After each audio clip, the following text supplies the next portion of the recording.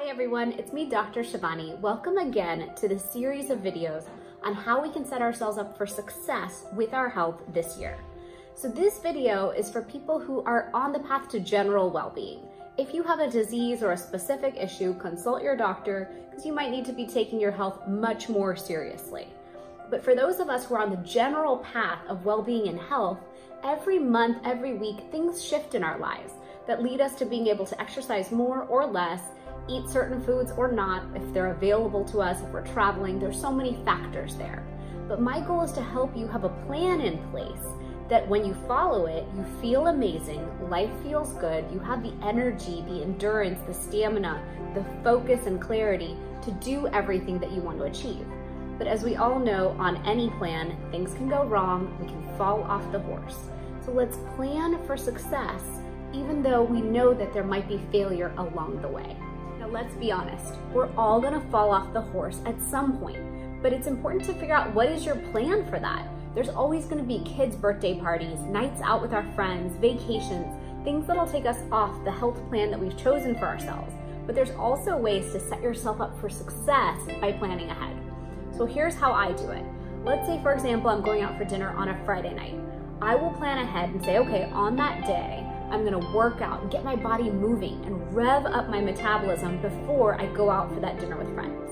I'll also make sure I fit in my self-care and I do my detoxing rituals, like tongue cleaner, oil pulling, all the different ones that detox the body before I go and add foods in that might cause some issues. Then I also make sure that I've eaten clean for 2/3 of the day. So breakfast and lunch, super healthy, knowing that just 1/3 of the day, I might be eating foods that are off of my plan. Now there's another great way to set yourself up for success. Drink something on the way there. Have a protein shake, have some green juice, have a green tea. Have something that fills you up halfway. So when you get there, you can make those healthier choices and really plan ahead on what you're willing to do and not willing to do there. So let's say you're half full. I can always agree with myself, I'm gonna have salad and an entree, but I'm not having dessert.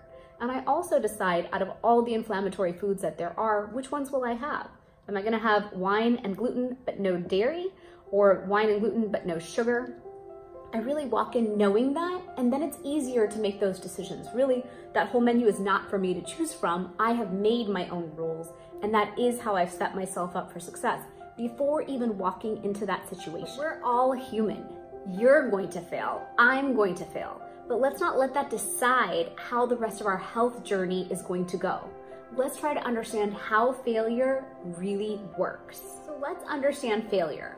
What often happens is we fall off the horse and this negative self-talk starts that causes us to further sabotage ourselves for the whole year. You go down this negative downward spiral and coming back up the mountain is tough.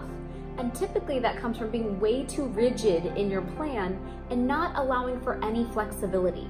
You're expecting perfection, and that's really, really tough to achieve. So it's so important to forgive yourself quickly and move on. Talk about how to get back on the horse and stay there. I have a couple of ways that I've used to get back on the horse again and again whenever I needed to. The first one is rewrite your health goals. You already did this, but write them again. Write them down in your notebook, take out a calendar, write them on the bathroom mirror if you have to. But put them up there in front of you so you're reminded again of what you committed to and how you wanted to feel.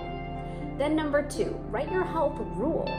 Are you committing to work out 5 days a week? What are you going to eat? What are you not going to eat? Whatever's part of the health plan, write those rules out and commit to those as well. And then number 3 is self-care. So what I've seen in my practice is when people have fallen off the horse and they're trying to come back up, self-care is what fell out of their practice anywhere, out of their lives. So do self-care, commit to it. It's like a big hug. It's like you're supporting yourself and you're nurturing yourself back to having the clarity and the focus and the energy to follow the health rules and the health goals that you put out for yourself. There are so many ways to achieve our health goals, but I have found that self-care can be that anchor in place and can really support you.